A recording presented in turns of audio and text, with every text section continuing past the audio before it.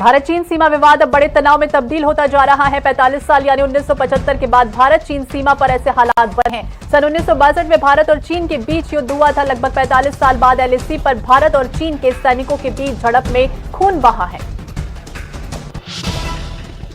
प्रधानमंत्री नरेंद्र मोदी ने corona virus महामारी से निपटने में पंजाब की सूक्ष्म स्तरीय नियंत्रण प्रणाली और डोर टू डोर सर्वेक्षण नीति की प्रशंसा की। उन्होंने सभी राज्यों को पंजाब मॉडल को अपनाने की बात कही। प्रधानमंत्री ने कहा कि महामारी को नियंत्रित करने में पंजाब एक प्रमुख खिलाड़ी है।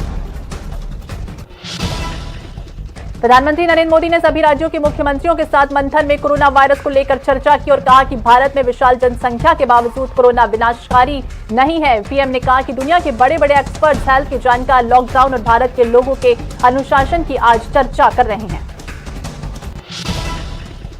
दिल्ली में मंगलवार को कोविड-19 के 1859 मामले सामने आने के साथ ही संक्रमण के कुल मामलों की संख्या 44,000 के पार पहुंच गई। राजधानी में महामारी से मरने वालों की संख्या मंगलवार को बढ़कर 1837 हो गई। ये जानकारी दिल्ली सरकार के स्वास्थ्य विभाग की ओर से जारी एक बुलेटिन में दिया गया है। रायपुर में कलेक्ट्रेट चौक पर चीन के खिलाफ कांग्रेस ने विरोध प्रदर्शन किया। कांग्रेस के नेताओं ने चीनी राष्ट्रपति का पुतला जलाया और प्रदर्शन किया। इस दौरान यहां पीसीसी चीफ मोहन मरकाम भी मौजूद रहे।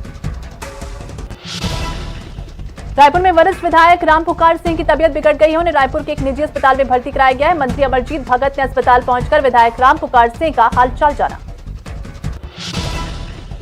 पूर्व सीएम डॉक्टर रमन सिंह ने मंत्री शिव डैरिया के बयान पर पलटवार किया। डॉक्टर रमन सिंह ने कहा कि सत्ता के मद में ज्यादा चूर नहीं होना चाहिए। कांग्रेस ने जो अपने घोषणा पत्र में वादा किया था वो वादा पूरा नहीं कर रही है।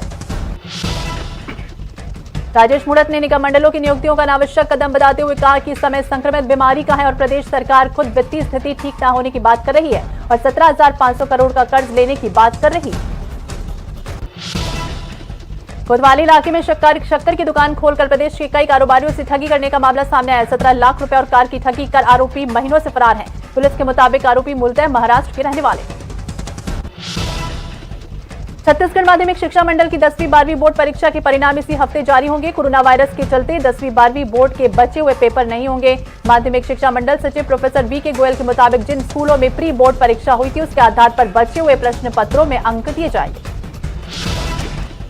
अनलॉक फेज 1 में इंडिगो की रायपुर मुंबई फ्लाइट दोबारा शुरू की जा रही है। 18 जून से फ्लाइट का संचालन शुरू हो जाएगा। कोरोना संकट के चलते फ्लाइट फिलहाल हफ्ते के 3 दिन मंगलवार, गुरुवार और शनिवार को उड़ान भरेगी।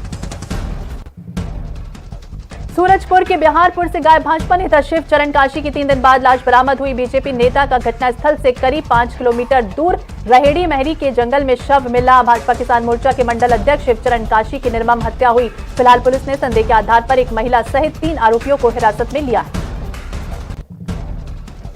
छत्तीसगढ़ में हाथियों की मौत के मामले लगातार सामने आ रहे हैं और इसे लेकर विपक्ष सरकार पर हमलावर है। दूसरी ओर राज्य सरकार ने मामले को गंभीरता से लेने की बात कही है। वरिष्ठ मंत्री रविंद्र चौबे ने मामले में पूरी गंभीरता से कार्रवाई की बात कही है।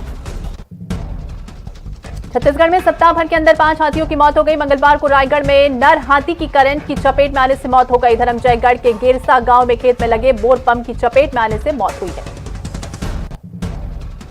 छत्तीसगढ़ कांग्रेस 19 जून को राहुल गांधी का जन्मदिन प्रदेश भर में मनाने जा रहा है। इस मौके पर संगठन की ओर से मजदूरों को खाद्य सामग्रियों का वितरण किया जाएगा। साथ ही मास्क और सैनिटाइजर का भी वितरण किया जाएगा।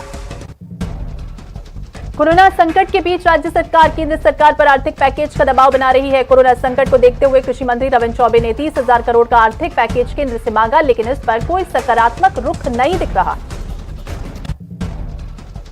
रायगढ़ कलेक्ट्रेट के सभा कक्ष में कैबिनेट मंत्री उमेश पटेल ने कोरोना संक्रमण को फैलने से रोकने उसके बचाव को लेकर अधिकारियों की समीक्षा बैठक ली। इस दौरान मंत्री उमेश पटेल ने बताया है कि जिले में कोरोना संक्रमण को देखते हुए कोरोना के इलाज के लिए और बेड बढ़ाने का प्रयास किया जा रहा है।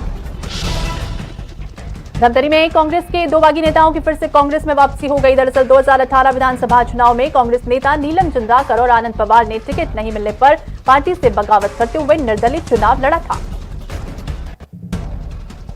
ग्वालियर में मंगलवार को पूर्व विधायक मुन्ना लाल गोयल के कार्यालय के पास बदमाशों ने फायरिंग की, जिसमें एक युवक गंभीर रूप से घायल हो गया। जानकारी के अनुसार रिवर व्यू कॉलोनी में कार से आए कुछ बदमाशों ने युवक पर गोलियां बरसाना शुरू कर दी थी। 3 गोलियां लगने से युवक गंभीर हालत में पाया गया था।